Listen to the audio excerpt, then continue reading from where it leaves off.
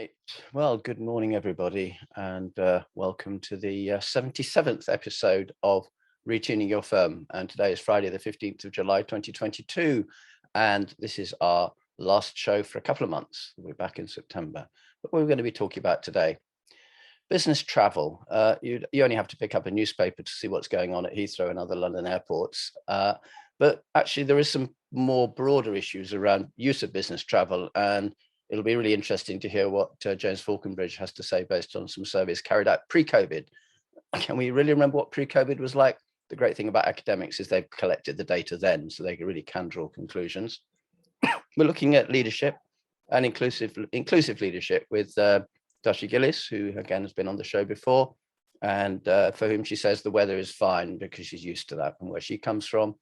And lastly, and possibly equally importantly, learning. And we're looking here today at lifelong learning. In other words, what is it that, excuse me, we can try, how can we try and embed behavior change through changes in lifelong learning? And who are we going to be talking to and hearing from today? So first of all, I'd like to just introduce James Falkenbridge. And James is the Assistant Dean of the University of Lancaster Manager School, LUMS, I think for short. And he's talking about how are you going to manage business travel post-COVID? And welcome, James. Welcome to the show. I know you've been on it before. We'd love to have you back again. Our second presenter, second panelist, if you like, is Darshita Gillies. And Darshi is the founder and CEO of Maanch. I think I pronounced that correctly, M-A-A-N-C-H.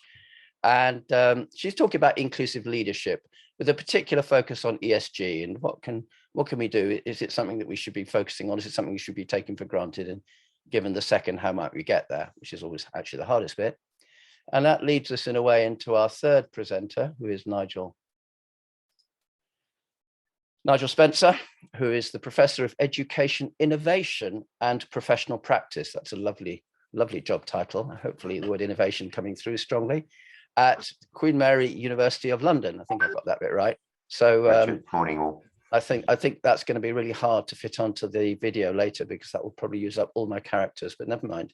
And so she's talking about lifelong learning programs, because actually at the end of the day, it's all very well putting somebody on a training program, but the reality, as we know, is that they may then come back and go back to business as usual. The real issue is around behavior change and how can you build learning programs that really help support the behavior change you need to achieve your strategy as a business. So before we sort of go on to the poll section, what I'd like to do is just kind of quickly run through a little bit of forum news. So again, I think if you've been on the show before, now there's a few regulars I can see. We literally are getting hundreds of people who are watching the videos from past shows. So please don't miss out because it's all there. It's a great resource. Mentor Match, again, I think I mentioned a couple of weeks ago, we're up to 50 mentorships now, which I think is fantastic. And it isn't just a matching program. It's also something that enables you to pretty much every step of the mentoring relationship is covered within the app that's been developed. And lastly, just to mention, I guess, sadly in a way, but we all need a break. This is the final episode of the show before the summer break. And we're back on the 16th of September with Francesca and a panel of inspiring guests. And if you can hear my dogs outside, it's because I've got the windows open because it's a hot day, but I'm sure they won't be too noisy. So let's move on. The feedback from UK government. Well, the feedback from UK government is that your poll results are incredibly valuable in our analysis during these dynamic times, which I think is really, really quite amazing. Thank you for that. And before we move on to this week's poll, I'd like to kind of talk you through some of the feedback from the quarterly sector tracker that we ran a couple of weeks ago. And the first, and I think the most important point was one of the things that we've been measuring for, since before the pandemic, to be honest, is what I call the gap between expansion and contraction across three areas: new workflow, activity levels, and headcount. And for the last year or so, that number has been round in the high 80s. New work dropped to 35% in literally a quarter, and that's the lowest since December 2020. Activity level dropped again back to 50%, and headcount a little bit less, but on the other hand, you probably are going to losing people is probably the last thing you're going to do, but certainly new workflows. So I'll show you a couple of charts on that in a minute, but I thought that was a particularly interesting statistic. The other things, really, there isn't very much changes. Finance people and marketing carried the most weight in partner discussions. People-based activities are seen as contributing most to achieving goals. The key priorities are developing a clear strategy and operational efficiency, kind of jointly. What's getting in the way? Employee turnover, massive issue there, free pressures.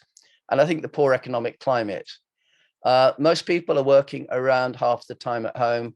And lastly, and this is probably one that is kind of, well, I've always seen this one before, but key clients are less on track for post-COVID success than their advisors. So we're in a great place, but our clients aren't. Isn't a very good place if you want to grow your business, I suspect.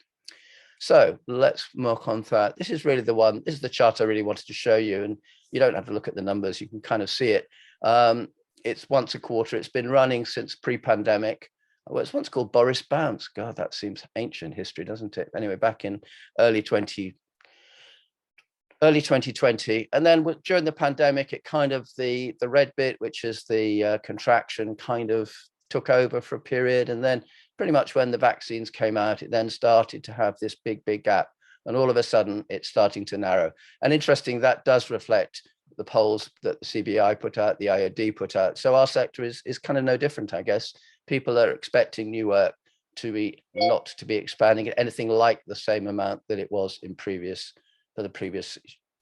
If I look at activity levels, very similar sort of pattern. Then if I look at headcount, less contraction on the whole. You know, there was a lot of people who were letting people go a couple of years ago. That's moved on. So I don't think people are looking to let people go, but the level of expansion is falling away again. So we're looking here at some significant changes. We're not going to run this tracker till September, but I think when we do, we'll see hopefully where it's then going. But you only have to pick up the newspaper to see that the economy UK is struggling in a number of ways at the moment. It won't bother to go through the whys and wherefores. So that's nice. So today we've got two professors. So I thought, well, the least I can do is pay homage to the world of learning and development. And so what we're going to be doing is an anonymous poll on learning and development maturity, I think is the way I'd look at it. And rather than just telling you what's going on, and this is some note from Paul Matthews, who came up with the questionnaire, he said, look, every firm's got a burning landscape or learning ecosystem, and really you've got to think about how well does it work for you in your firm. And at the one end of the spectrum, it's literally a wild patch of ground that's untended and produces little, except the occasional wild blackberry. Coming into blackberry season, aren't we? At the other end, it's tended carefully and produces a rich and bountiful crop for all. Now, I think we're all pretty clear which is the nicer place to be in. But what he's saying is when you answer the questions, be honest about what you think is actually happening at your firm, not the surface veneer or what you think should be happening. And as you'd expect, these are not scientific questions or consistently graded scales. The academics would call them barometers, I think. They're just a trigger for thinking. And that's the way I hope that you think about them. So the first question was talking about sort of the role of formal learning that is planned and delivered in some way at your firm. And it was kind of spread, to be perfectly honest. There was no obvious across the options that were available. About a third of you said it's totally demand-led, provision is reactive. And at the other extreme, a third said it's a collaborative effort designed, delivered, and supported by multiple stakeholders. So a wide spectrum, I think, on that one in terms of the role of formal learning. Second question was, how would you describe the role of informal learning? And about a quarter of you were saying that it's not even on the agenda.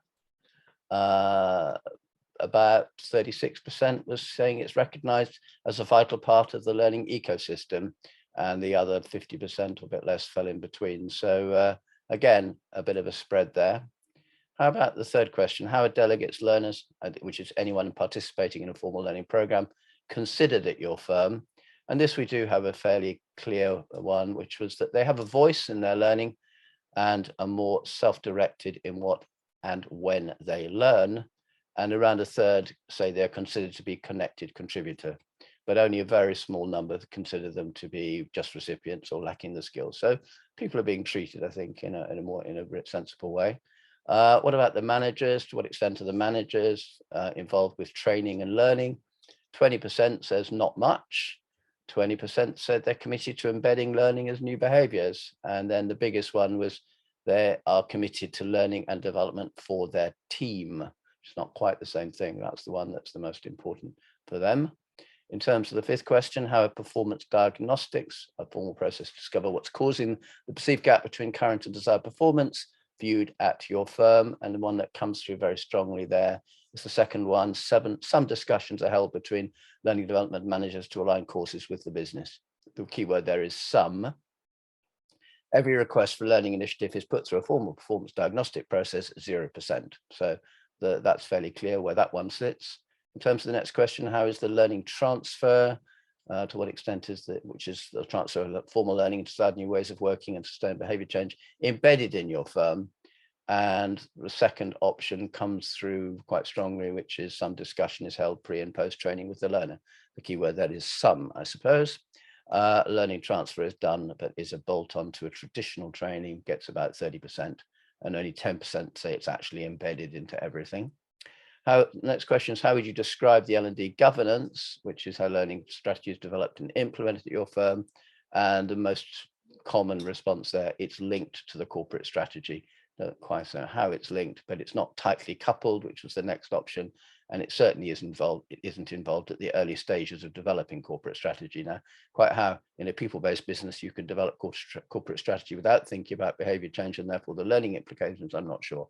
Nigel, I'm sure, will have views on that. So to what extent then, question 8 is learning data, how data is gathered and analyzed in relation to learning programs used at your firm.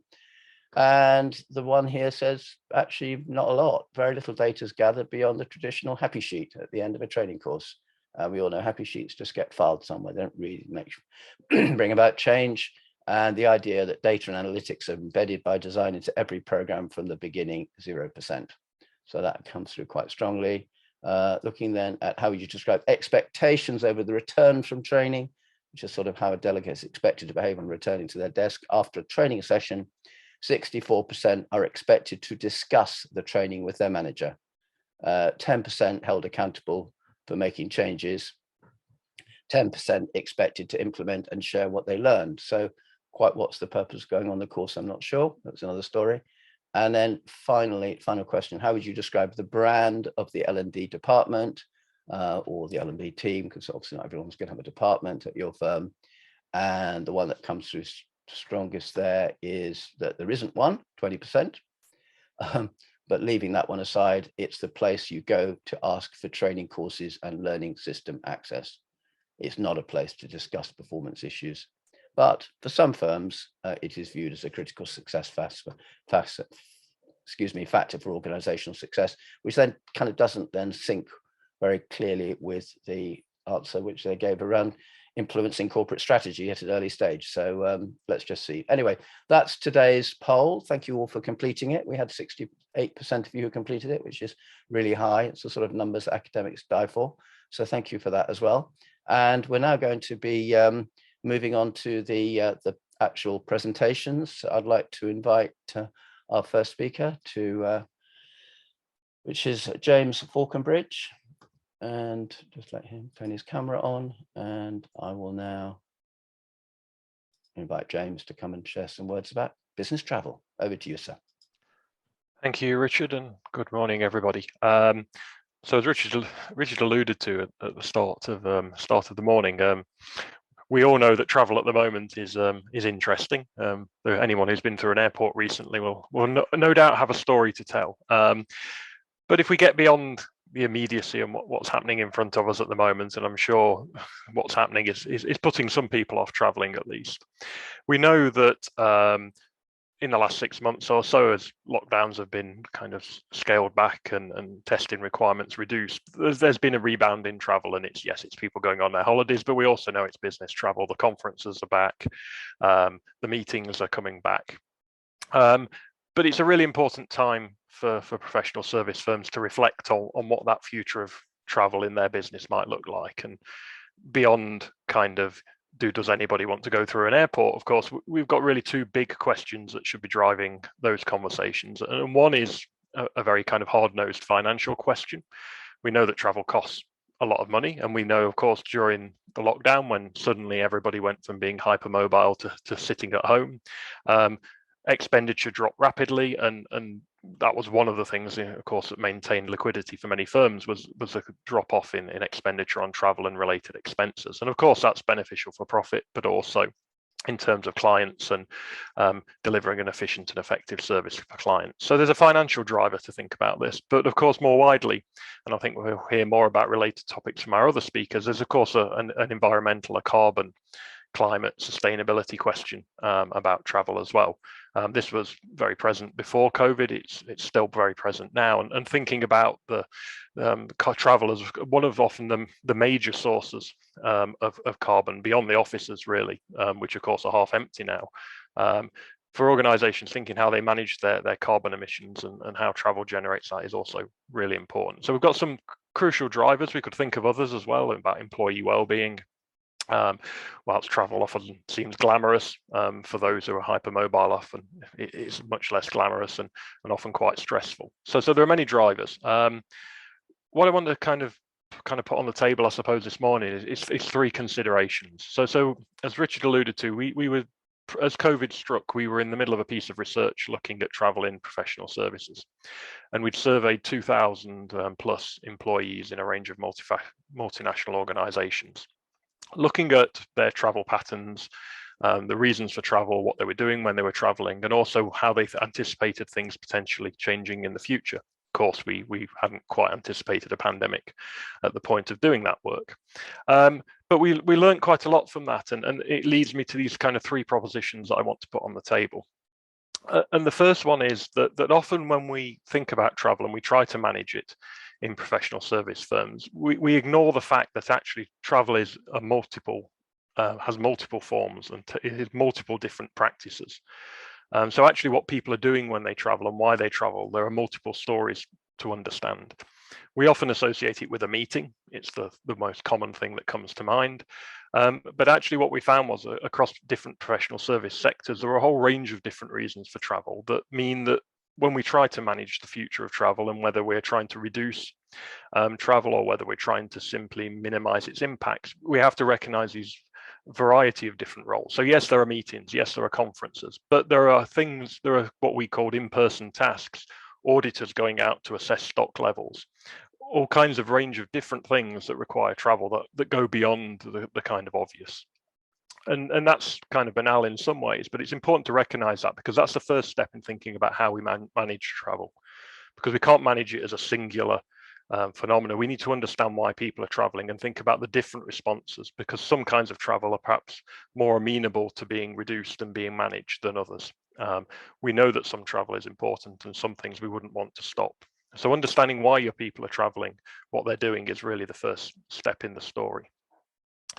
The second thing that I would put on the table is that as part of an attempt to manage travel effectively, it's really important that we don't become what I would call technologically determinist. So this is, we don't become obsessed with Zoom and Teams. So clearly we've had the greatest Zoom and Teams experiment ever over the last 2 years, and we've moved forward exponentially in terms of the ability to do things digitally compared with where we were 2 years ago. And that's all very important. But actually, when we were doing our research, we were finding that travelers were telling us the need to travel was partly associated with the limits of what they could do digitally, but actually was as much associated with how work was organized within the organization. So how managers, those organizing work within the firm, were making decisions about how to deliver that work. So how to constitute teams, how to manage client relationships. Decisions that were being made that were outside of the control of the people that were traveling in many cases. And they were saying that if the organization rethought how it conducted its work, that could have as bigger impact on the need to travel as any technological development. So the second thing really is to think about what the firm can do to reflect on how it organizes itself, how it potentially creates demand for travel because of the way it does things. And we're going to hear more about learning and development later. And this was one of the key areas that was highlighted about how much learning and development required travel in many of these multinational organizations. And there can be good reasons for that, because there are real benefits of getting people together. But real questions emerging about whether that should always be travel driven, or whether there are other ways of delivering learning and development.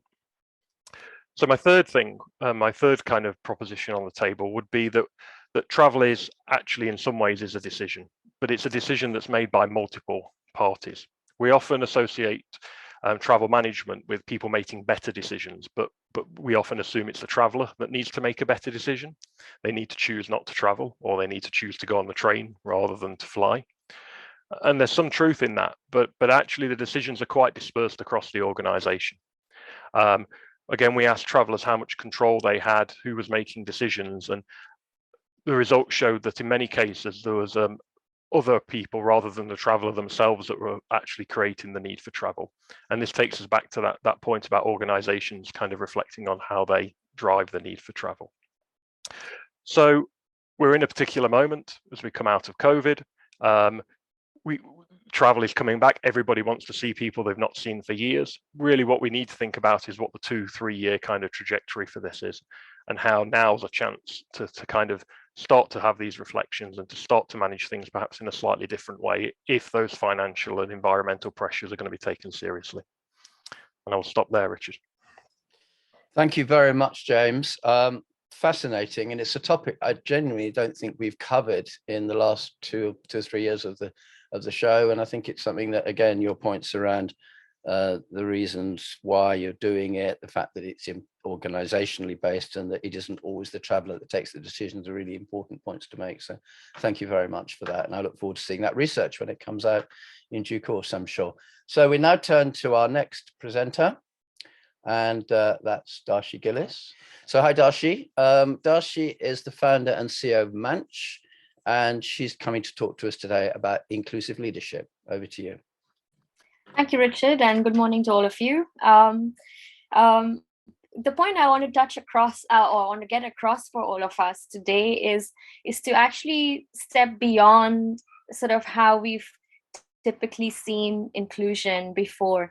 If I have to sketch the landscape in terms of how inclusion sits on the leadership agenda at the moment, is let's take a look at how many women we have in our leadership team, or how many, sort of what does the gender spread across the organization look like.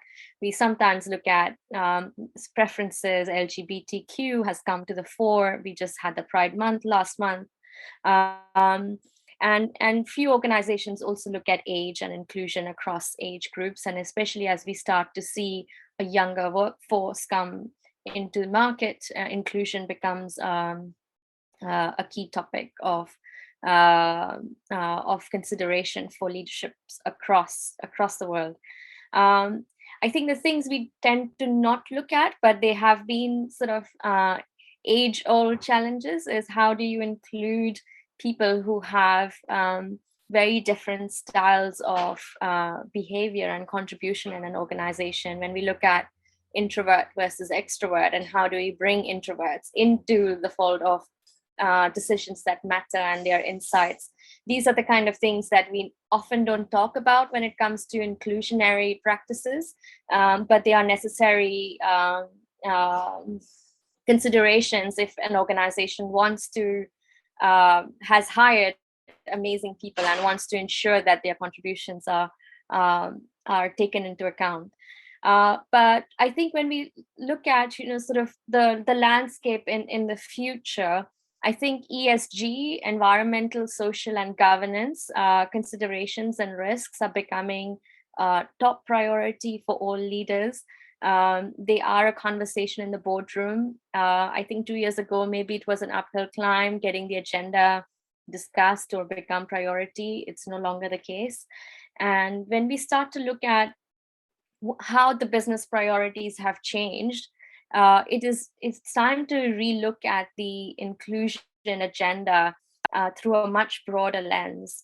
If I break that down in terms of sort of what does that look like in practice in organizations that have ESG risks and have to manage them and have to embed them, it's time to look beyond sort of gender and personal preferences of people, and having odd initiatives here and there to demonstrate inclusion. What the firms will require in these times to come is really aligning every team member, every stakeholder in the business to align around the environmental targets that have been set, or the community touch points every business has, and how these are taken into consideration in making business decisions. Businesses no longer will be just measured against a profit or a risk return measure. They're going to be measured against a wider a metric of success. So to round that up, I would say in terms of inclusion, it's a fantastic opportunity to create a narrative and a framework and a leadership agenda that looks at bringing the entire organization together around success matters that actually mean that the business creates true value, not just for the people within, but also for their touch points across. And also, I think if investment needs to be made in with regards to sort of inclusion and learning and practices around inclusion, I would say anything that sort of helps break down biases, any learning materials or initiatives that actually touch upon how to look at blind spots and biases. These are really the topics that are going to be of much value and will straddle and sort of inform across various initiatives when it comes to inclusion in organizations. I'll stop there. Thanks, Darshi. That was great. And I like your point about looking beyond differences, and I think, as you can say, you can get tied up in the weeds on occasions and think, oh, we've got the metrics here, we've got them here. But actually the point too, I think you're saying, is all about alignment and how you actually align where people are. And I always think in terms of bringing people together, give them a project, give them something tangible to get them around, and then take them with you on that project. And this could well be such a project. So anyway, Nigel, we now turn to, and Nigel, as I said, is the Professor of Education, Innovation and Professional Practice at the Queen Mary University of London.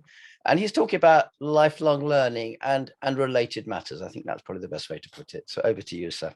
Good morning. Good morning, everybody. Richard, thank you very much for asking me. And great to hear, James and Darshi, your reflections so far too. So just for a few minutes here, lifelong learning, often spoken about, and everyone's saying as the economy changes and work changes and the whole workplace changes, how important this is going to become with disruption, all the different stuff around skill sets changing. So lifelong learning, we are told, becomes more important. I think the other thing I would say is often when I speak to retired partners, managing partners forums, let's speak about partners. When you speak to one retiring, they say, do you know what? The people I remember who were really effective throughout their careers were the ones who continually evolved and were really open to learning throughout their careers. They didn't think they got to a stage where they needed to stop learning. So I think the case is there, and you see it. I'm sure you've discussed this with colleagues in your firms as well.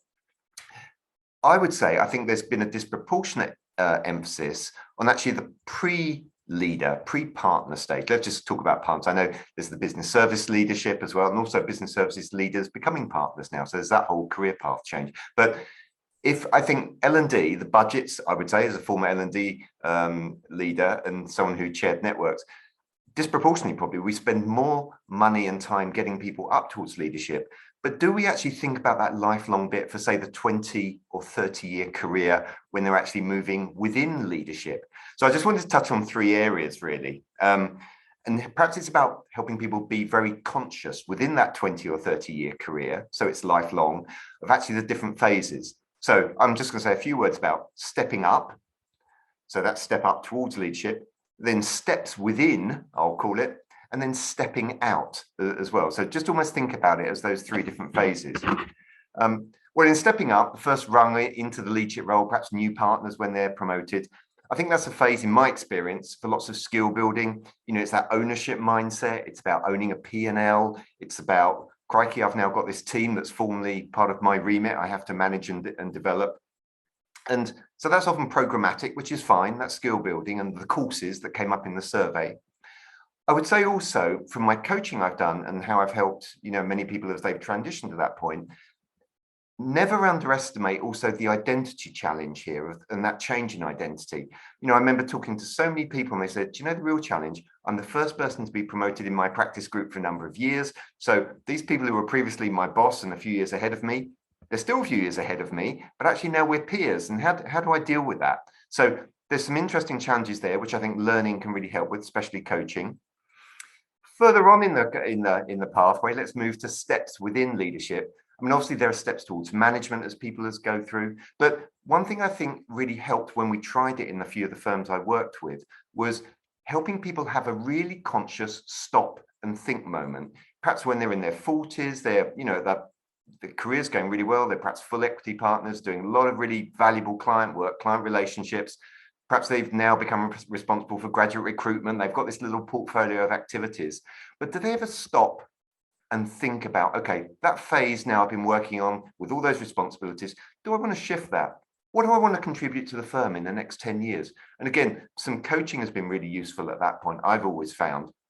And I would also say to all those managing partners watching this as well, in this phase when people are within that leadership, that really full-on leadership, busy leadership phase of their career, how often do we speak to them about their development and their career rather than just performance?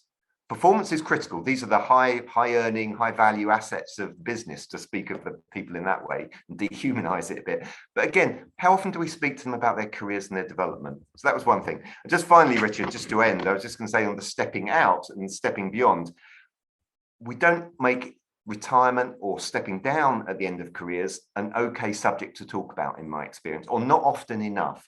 And I would say there needs to be a real focus around that. I think that's an area where L&D, where I ran some initiatives, build a community around that, help to align the interests of the individual and the firm. Think about things like the remuneration structures at that stage of people's careers. How can you perhaps amend those so you can help people with their looking ahead?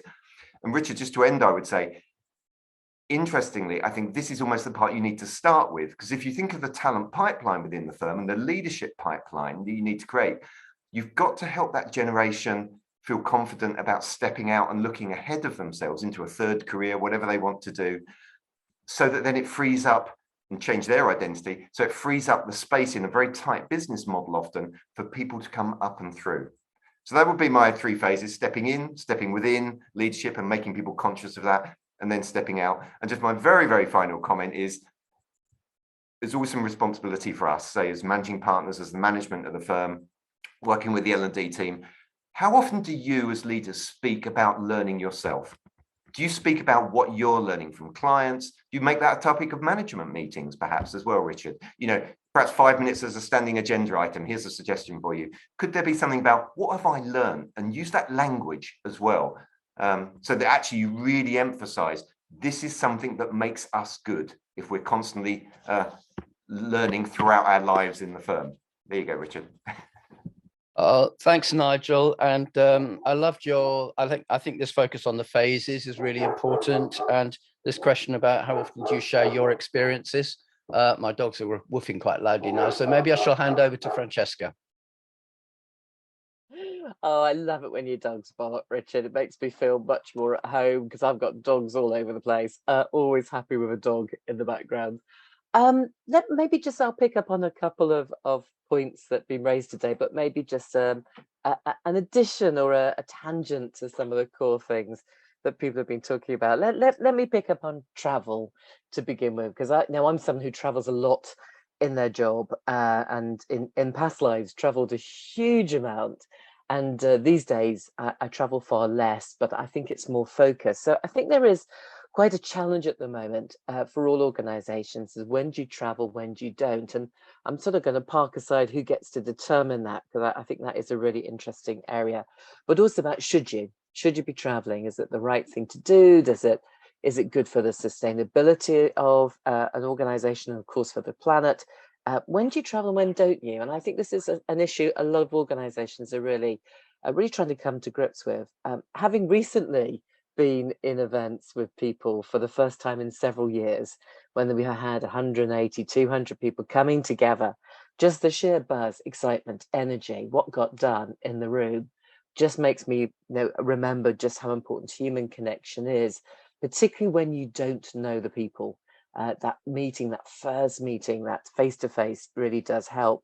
But also we do have a craving for human connection, and it isn't always easy to do on Zoom or Teams or whatever your platform of choice is. So there is something there about how do you manage that hybrid world. Sometimes face-to-face is absolutely essential to get stuff done. A lot easier to brainstorm often in that environment. But it isn't, obviously. I'd like to think we've learned a lot from COVID. You don't just travel for the sake of travel anymore, but getting that balance right. Hugely interesting topic, and I think very important to all of us. I love the diversity piece that you did, Darshita, a huge amount that resonates there.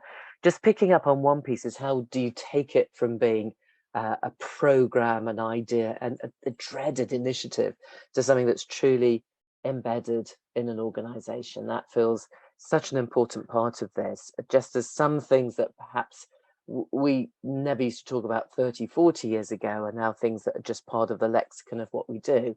It still feels like that diversity, equality, inclusion has a way to travel to get people to treat it as they should. It's part of how we do business.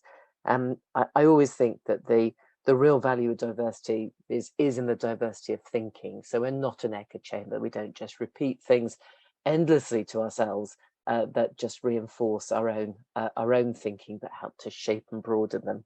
And last one from me, Richard, before you come back from quietening your dogs down. Lifetime learning, huge fan of that. My husband retired last year and he's now doing a PhD. You should never stop. You should never ever stop learning. That's always essential. I do love a bit of Harvard Business Review. I often refer to the HBR, and I just find them very, very interesting. Their research fascinating. And the last big episode that they did was on this was designing. You'd be reversed now, so you can't read it. Designing work that people love, and if you have got a situation where someone's got a job, well, you're never going to love everything. Let's be honest. You're always going to have elements to your job that are a little bit less interesting than others. Sometimes that additional learning really helps keep people engaged, because it's either getting them to where they want to go, or it's stimulating them in a different way. And it's creating an environment where they feel, yeah, I actually am being listened to. I'm being given opportunities that might mean that I can therefore deal with some elements of the job that are less inspiring. So a lot to be said about lifetime learning, because it's just a great thing to do, but also about how it can help design a place that people really want to work in. So Richard, if you're back, I'll hand to you. I'm certainly here, yes, and I'll sort of waved my magic, I suppose. Sorry. But you threw some food to the dogs. I threw some food at the dogs. Yeah, that's it. Yeah, something like that. Anyway, all good. Right. So now I'd like to invite all the panel to open up their cameras if they haven't already, so we can kind of move into more of a panel stage. And I'd like to perhaps start by asking James, who has very much a background in organizational methods and related matters. And I liked your second point around that a lot of the reason that people are traveling is because of the work organization, the teams, the client relationships. And what do you think are some of the lessons that those in management roles should be taking away from that observation? Yeah, no, thank you. And I mean, Francesca's point's a really important one, that there is a need for travel and that human connection, and I think at the moment we're all reconnecting, aren't we, and reigniting those relationships that have been held together digitally, and so I guess keeping that in mind and accepting that we're never talking about a zero travel kind of world, what organizations really need to be thinking about is how they design things in such a way that travel is used strategically, and that there's possibilities to do things and maintain relationships once they've been formed, because this is, I think Francesca's point is important. Building a new relationship is very different to maintaining an existing relationship. So having structures in place and designing work in a way that allows those moments of travel to build those new relationships and renew them, but not to require perhaps continuous travel, continuous mobility, and to allow that kind of hybrid world to emerge. So we saw some kind of banal kind of examples, but of some organizations trying to think about this, about client relationships and who the client relationship manager is, and thinking about, they've gone from a position where they didn't really geographically manage that at all, and so often they had a client relationship managers that were in different countries, even though they had in-country presence of staff, but that person was traveling to go and meet that client and manage that relationship. But so they started to try and reconfigure that so that actually, wherever possible, the key client relationship manager was close proximity and to minimize the need for travel. And it's a very small thing, but it's those kind of small things that you're just slightly changing the way that you manage work in the organization, so that you take away some of the kind of imperative to travel. So it's those kind of small things. This is not easy. If it was easy, everybody would have done it. It does require, you know, very careful thinking and getting away from the simplistic "we're going to stop travel" narrative, because that isn't helpful.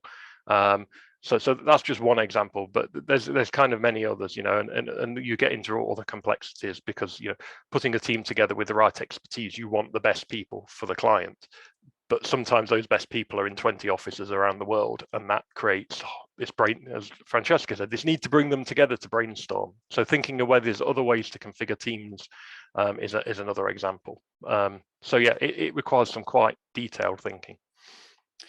Thanks, James. Picking up one of Francesca's points and then really turning to Darshi, if I may. You mentioned metrics, and there's an old adage that what gets measured gets done. And I know a lot of finance directors at the moment are looking with some alarm at how are we going to be reporting our ESG activity to our partners in a professional services firm, and various organizations are actually looking at ways of doing that. But if one is looking at a way of bringing people together, if they think they're going to be measured on it, then sometimes that can impact behavior quite significantly. So where do you think the carrot and stick lies? Thank you. I think we are getting to a stage where we have scientifically defined environmental parameters. When we look at ESG, we've defined what emissions looks like: scope 1, scope 2, scope 3, and what gets measured in that box, etc. When we look at social, this is where I think the next 3-5 years where the spotlight will be on, because there is an alignment around how we measure social beyond sort of the gender pay gap, or women in leadership, or some other metrics around social, which would be volunteer hours and things like that. But we are starting to see that these no longer they are static they're static measures, or you can only, once you've seen it, there isn't much incentive, and corrected, there isn't much incentive to do anything more. So when it comes to measurement, it's going to be more around what are going to be like the dynamic measures that keep the pulse of the organization alive, and we're not there yet. But when we sort of tying it with the inclusion agenda today, what is important for not just finance managers, but for anyone measuring ESG in any organization, is that it's not going to be the job of some sustainability head or head of ESG to take care of ESG. It's going to require everyone in the organization to contribute, to be aware, and to take necessary steps when those risk factors show up in business. So it is an organization-wide agenda, and therefore, when it comes to leadership, sort of delegating it to one person in the future is not going to sort of cut it. Yeah. Or I suppose in the short term, it might be sensible to have a leader or somebody taking the lead, so that showing the path. And Nigel, picking up that point, if I may, I mean, when you're looking at learning, to what extent is it I use the word community thing, or is it something where individuals need to be seen to be taking the lead? Great question. I think they do need it to be seen to be taking lead. It's interesting what the change in CPD has happened over the last few years, where they moved from counting inputs, i.e. hours, through to we'd like to see you've reflected on your learning and you have a plan for the year. So that was an interesting shift at a regulatory level. The thing I would say, Richard, and it comes out in a little bit in your poll and some of the discussion we've had, is please don't forget, everyone, the 70-20-10 approach to adult development.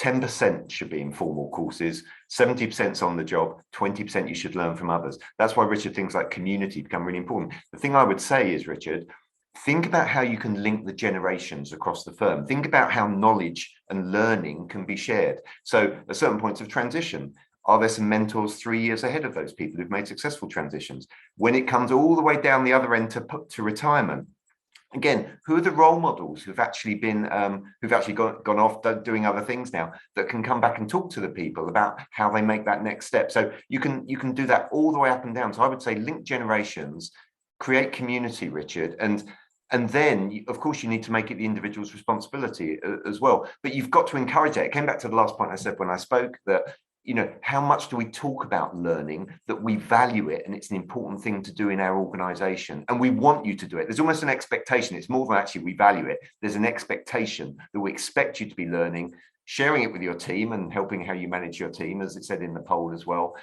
But also then there's an institutional level kind of thing that moves out from there, Richard, in a learning community. But you've got to make it, you've got to voice that about how important it is, I would say.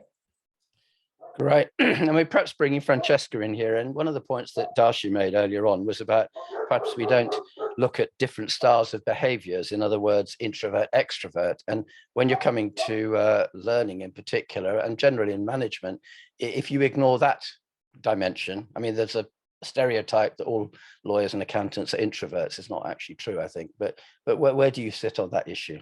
And I love the fact your dogs always start barking when I talk. You see, I think it's my natural affinity with them.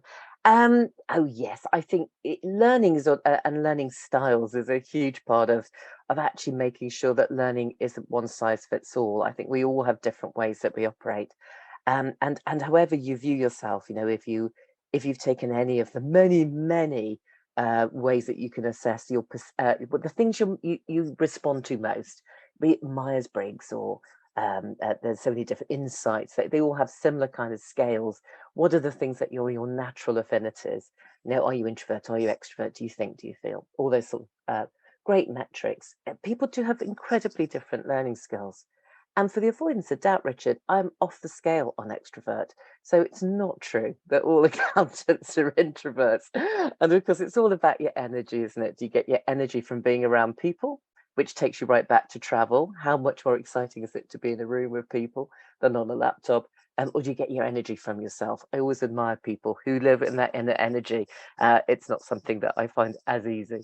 But I think there's something really compelling about how you can ensure that learning really does fit the needs of the person who's doing it, because we do have incredibly different learning styles, incredibly different ways.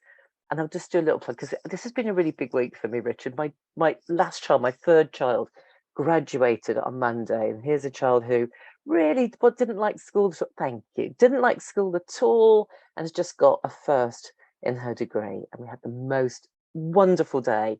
She has a very, very different learning style to my two boys. And that has been a massive part of her education process, is working out what works for her. And it's exactly the same for all of us. We just have different things that resonate with us. Brilliant. Well, congratulations to the family, because I always think it's not just, it's the family coming together to help somebody through learning difficulties that matters. And I think that's the same point again in a professional services firm, that actually if somebody is struggling, then don't just leave them there, see how you can help them, is often what I always think. James, we were just kind of coming into the last few minutes now, so it'll be a fairly quick one, but you mentioned that this survey that you conducted was pre-pandemic, and obviously giving you a great platform now to look at the post-pandemic world. And is it a bit early to draw any conclusions? Are you going to be running the survey looking into the future? What are your plans there? Yeah, I think yes is the quick answer, isn't it? But I think we are perhaps a little bit early. We will be getting a kind of immediate reaction result in the survey rather than starting to understand what patterns are emerging. I think 6 months, a year's time, will be in a different place. So yes, and I think comparison will be useful, but we need to get to a point where we're seeing some kind of return to stability. I think we're all desperately doing the things that matter most to us. The conferences do matter for exactly the reason Francesca said, but also I've done it, and some of us go and come back and think, well, yeah, it was good, but I'm not sure how many more of those flights I want to do. So we will run this again, and we'll look at how the patterns emerge. And I think that's one of the key themes that's come out today, though, that I've taken away from all of the discussions, is it's a question about how things kind of become embedded in the organization rather than the one-off kind of project, thinking about it as a special activity. So thinking about managing travel as a special post-COVID activity is not really helpful. We need to think about the long term. So I think that's what we want to really see, is how things develop for the long term. Fantastic. Well, I think we're now kind of heading into I'll just switch the gallery so that you can all everyone can see all of you just for a second.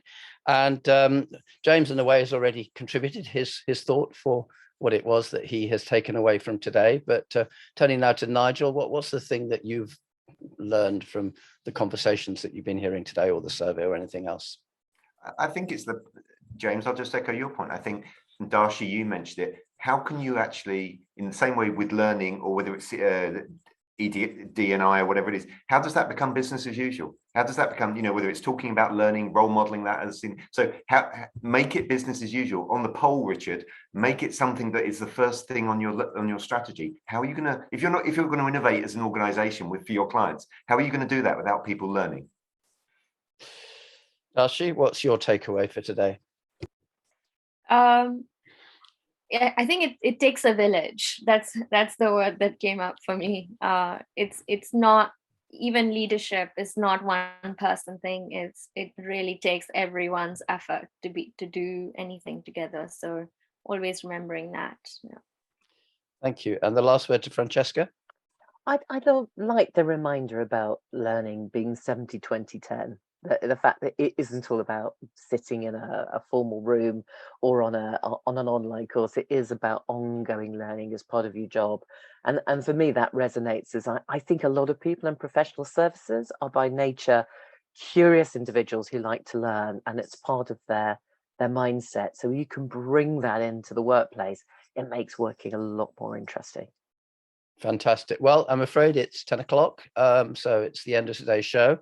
And we're now heading into summer break for 2 months. But I would like to thank our 3 guests today. I'd like to thank James for telling us a bit more about travel. I'm really looking forward to that survey and how it develops. I think we're going to see some interesting changes. I'd like to thank Darshi for reminding us that actually, if you don't come up with a narrative and a framework that means it's business as usual, then you're going to struggle. And I'd like to thank Nigel for reminding us that actually sharing is really, really important, because it helps you think, I think, as much as the person you're sharing it with. And I'd like to thank Francesca for being our fantastic regular panelist, and congratulations again to your daughter on her first brilliant news. Bless you, Richard. Have a lovely summer. You too. Bye.